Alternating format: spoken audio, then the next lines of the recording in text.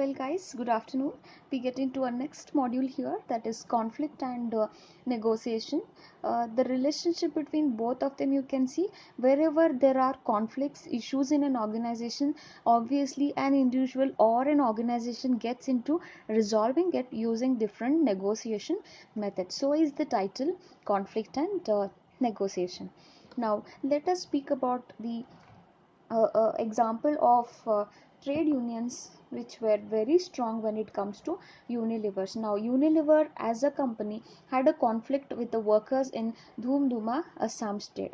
Now, what happened here was during this stage, the trade unions across the world were very strong and they were using their negotiation techniques to make the management accept their demands. Late in 1970s to 90s, you can see most of the Indian corporations saw the growth of these trade unions, and to some extent they could see the ugly side of these trade unions. So trade unions were trying to get the things done by protesting against the management, and somewhere the political behavior was very strong when during this scenario.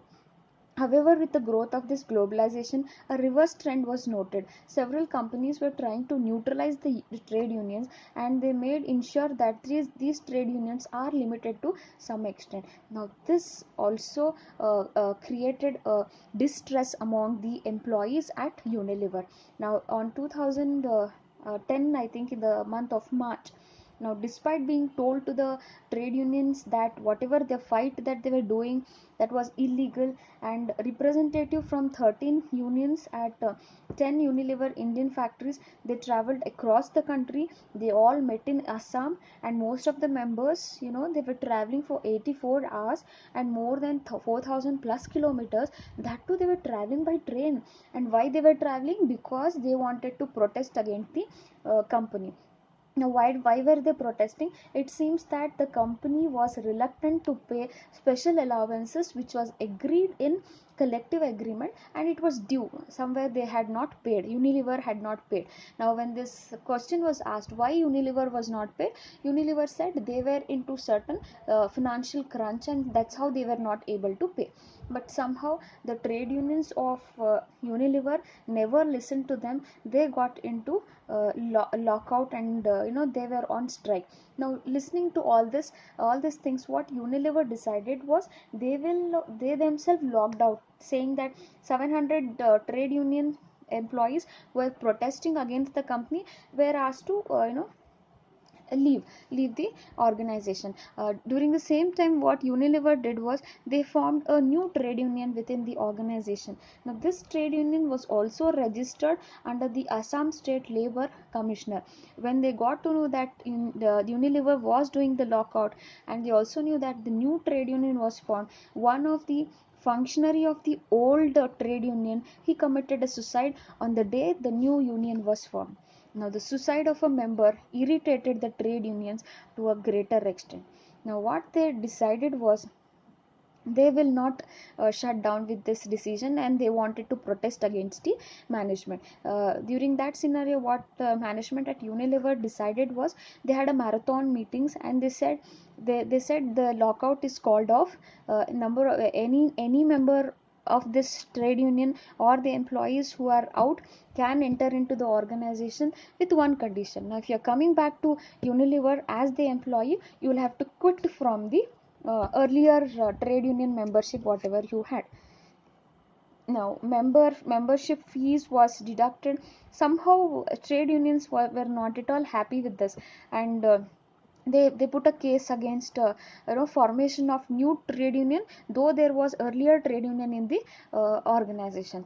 Now, somehow Unilever was having certain facts, and their association with the Assam State High Court, somehow they were successful and they won the case. Now, again, the earlier trade unions were not happy with whatever happened in the situation. Now, again, when this was happening, what the earlier trade union decided was they will not stop it here. They went for you know, for the justice in the United Kingdom. Now at UK, what they did was, there is an association called as Economic Corporation Development Guidelines for Multinational Enterprises. So there they put a case saying that what Unilever was doing was not right. So somewhere there the court has to call upon Unilever and the older management member. Both of them were brought together, you know, they used different techniques, facts were assessed, and finally they came to an agreement.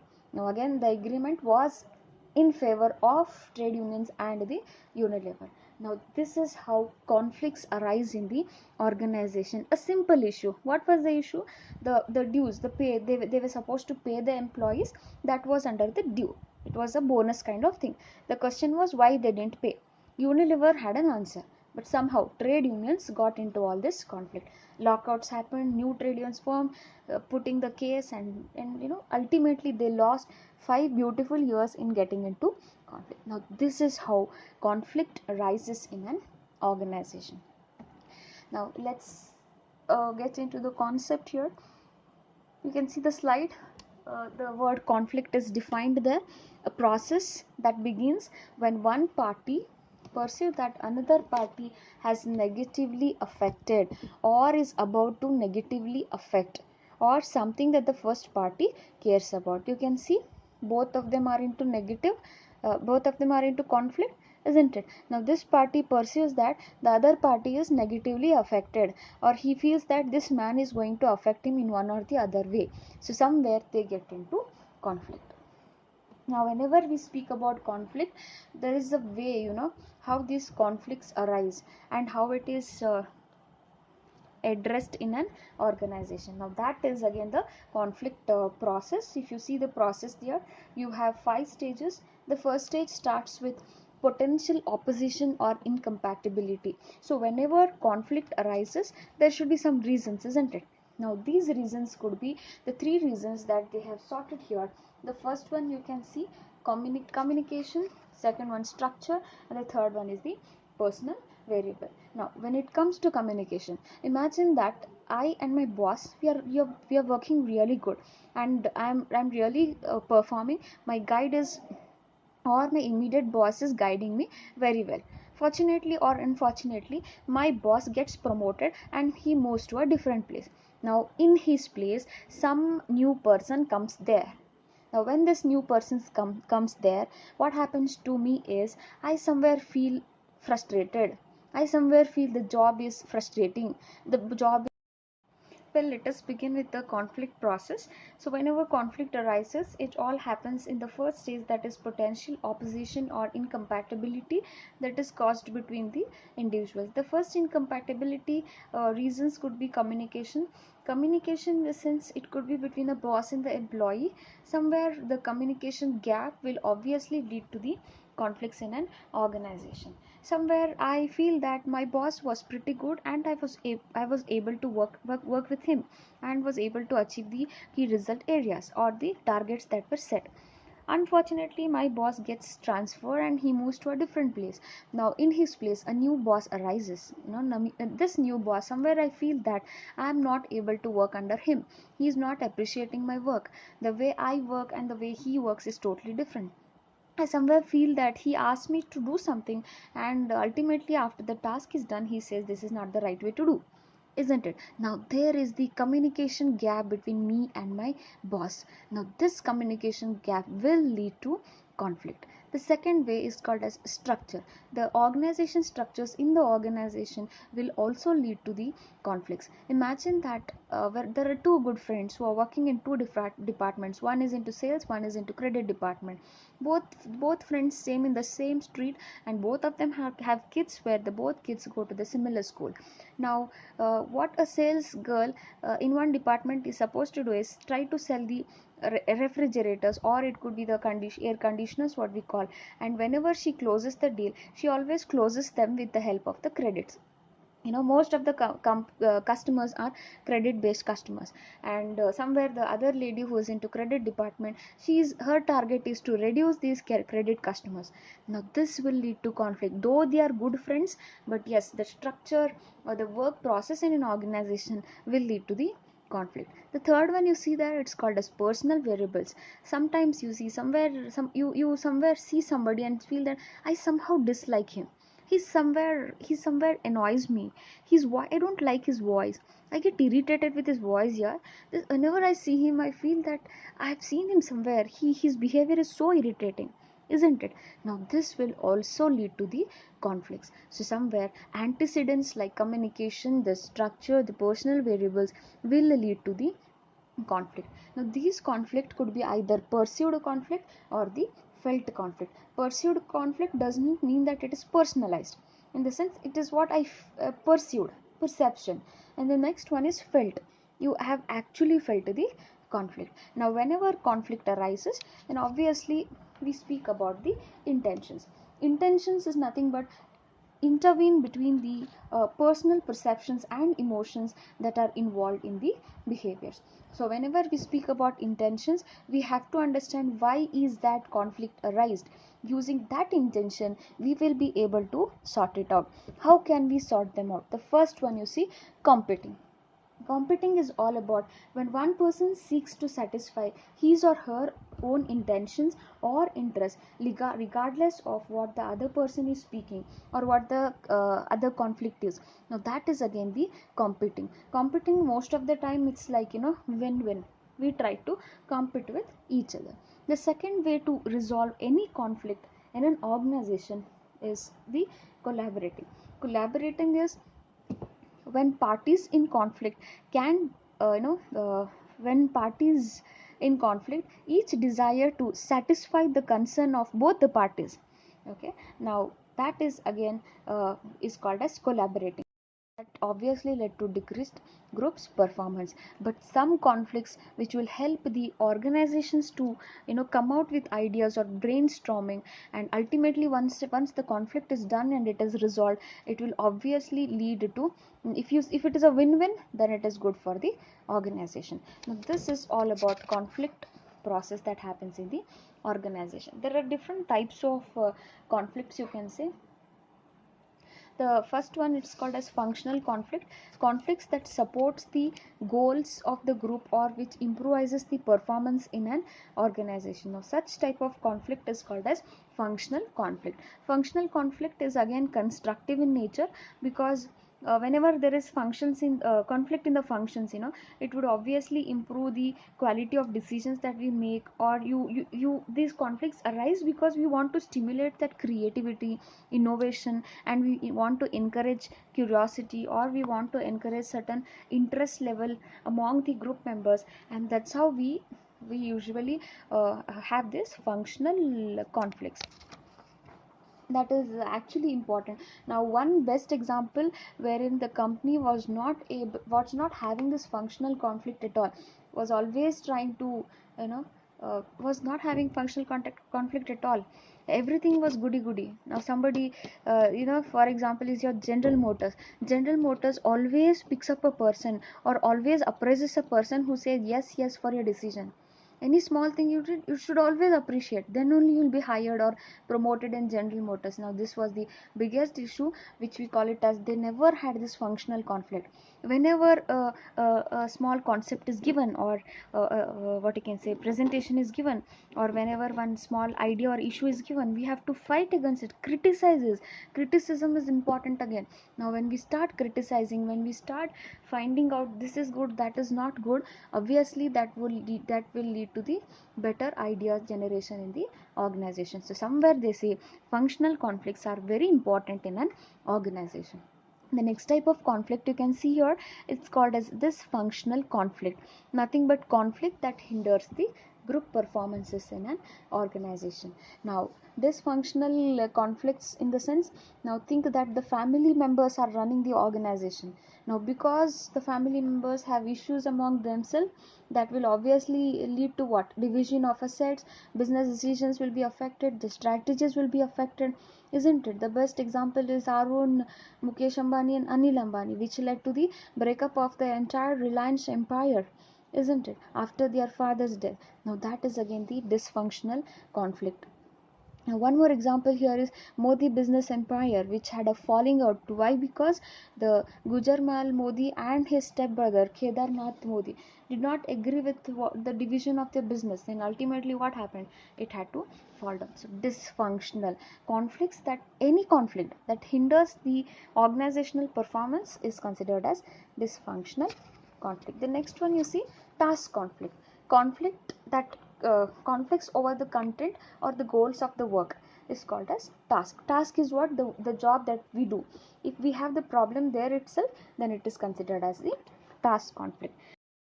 Collaborating, in the sense what we do is mutually beneficial outcome we would like to look for. Now in case of collaborating, what we do is we try to solve the problem by clarifying the differences, rather than accommodating them. So that is again the style called as collaboration. So in case of collaboration, together we try to come up with the solution. Now third way is called as compromising, isn't it? Now compromising is like there is no clear winner or loser in this situation. Rather what happens here is, in case of compromising, either one has to lose, the other has to win. So win lose situation happens when it comes to compromising. Avoiding is the best way, where a person may recognize conflict exists, but he wants to withdraw out of it and he wants to suppress it. Now that is again the withdrawing, or you can say avoiding stage. Now avoiding conflict is also called as ignoring any of the conflict or disagreeing the conflict, could be the avoiding stage. The last one you can see there, accommodating. Accommodating is all about, you have to, what I can say, somewhere you try to, a party who seeks to appease an opponent may be willing to place the opponent's interest above his or own. Somewhere I know that of course the other opponent is not great, the problem is with him, but still I would like to accommodate him, what I can suppress or sacrifice my own needs and try to address the needs and desire of the other party. Now that is again accommodating style. And the fourth stage you can see, it is called as behavior. Now behavior is all about, once this conflicts happen, there could be behaviors, isn't it? Behaviors in terms of, you may make statements about me, or you may show actions, or there could be reactions, isn't it? Or in companies, like people may go on lockouts, wars could be there, strikes could be there, resignations will flow, many things happen when it comes to behavior stage. In the last stage, it is called as increased, or you can say decreased group performance. So whenever there is conflict, in an organization, it could either lead to increased group performance or decreased group performance. Now there is a question, conflicts are good or bad? So it could be either of it. Okay, now decreased group example, one of the best example is Satyam again. Ramalingaraju with the auditing company together, they got into a, the fraud of financial fraud of around 14,000 crores in way back in 2007, right?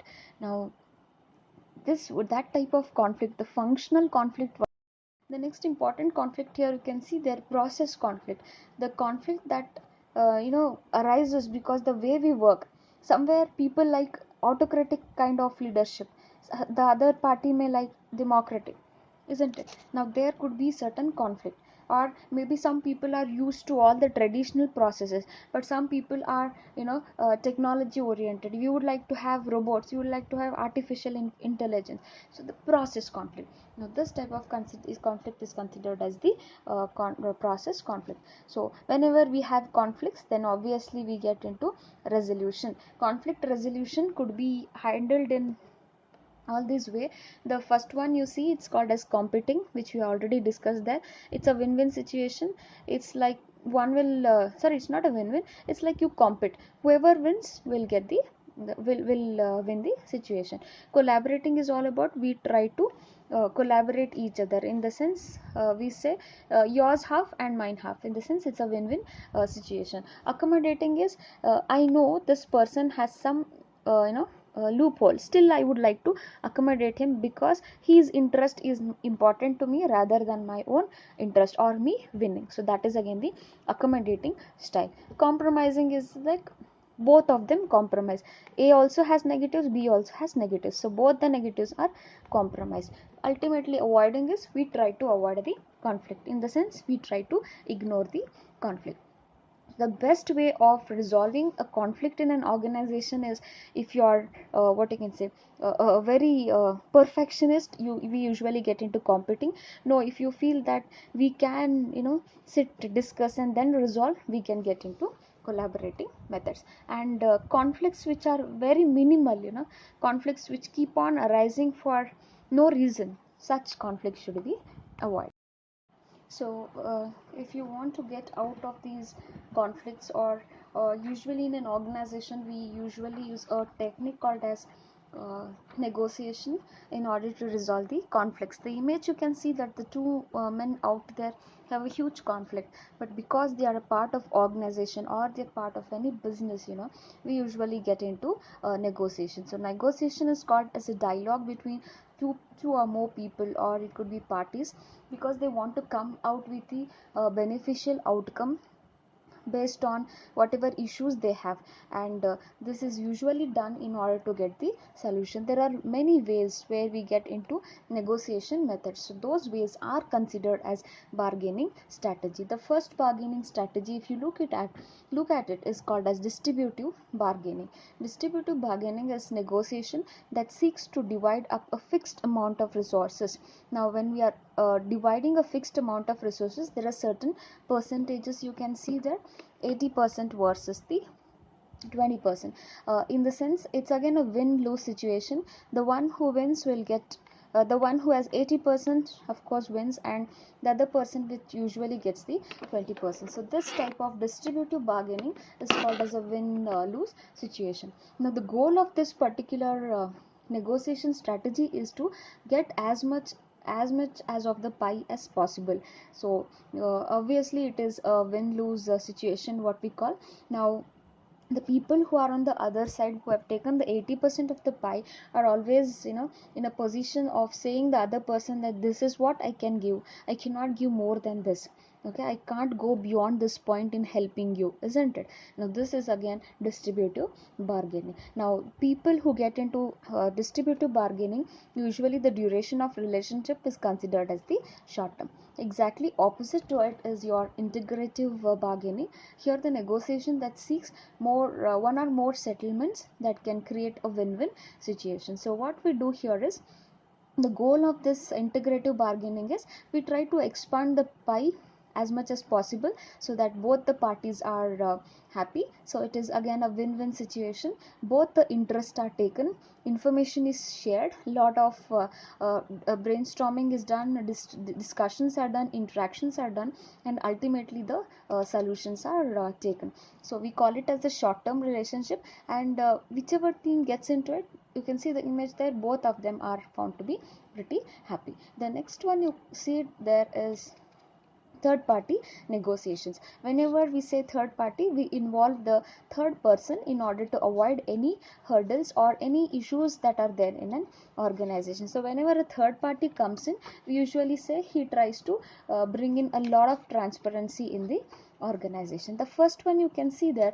mediator. Mediator is, again, you can see this man here, he's a neutral party. Of course, we call him as a third party. He comes in and tries to facilitate the negotiation process. How does he do it? He helps these, he first listens to both of them. He tries to give the reasoning why it could have happened, why it should not have happened. He uses persuasion, he gives suggestions, he gives you solutions, alternative ways of getting out of the conflict. But decision is left to the two parties here. Now, he is mediator in the third party negotiation. The third person you can see here, he is called as arbitrator. Now, instead of mediator, I can use an arbitrator. Arbitrator is again a third party, a neutral man, but this man has an authority to dictate any agreement that happens between party A and party B. So whenever what happens here is, arbitrator listens to party A and party B, and whenever they get into solution, now this man has to take the authority in dictating the agreement. So somewhere his role is also very important in the decisions, but whereas in mediator it's not like that, he is just facilitating you the process. The third type of third party negotiator, we can involve a conciliator. You can see the conciliator, she's very friendly. She brings in she builds in that communication between two parties. She tries to build the trust among the people, highly informal way of getting the people together, and tries to resolve the solution. Now again, decision is left to the parties, but this lady acts as a mediator again, but she appears to be very friendly and very informal in communicating the decisions. The fourth person you can see here is called as a consultant.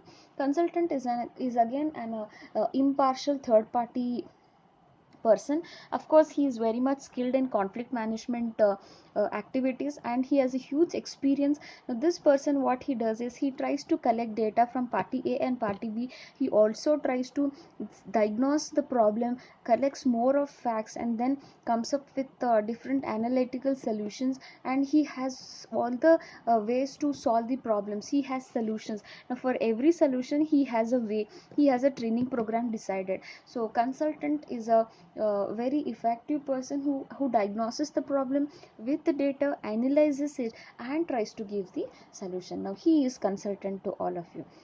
So somewhere either of these methods can be used in an organization based on the conflict that is there in the company. Now to conclude or put it in a summary way, I can say that uh, many of us feel that conflicts will obviously not good for the organization. It lowers the group's performance, it is going to affect the organizational goals, and so on.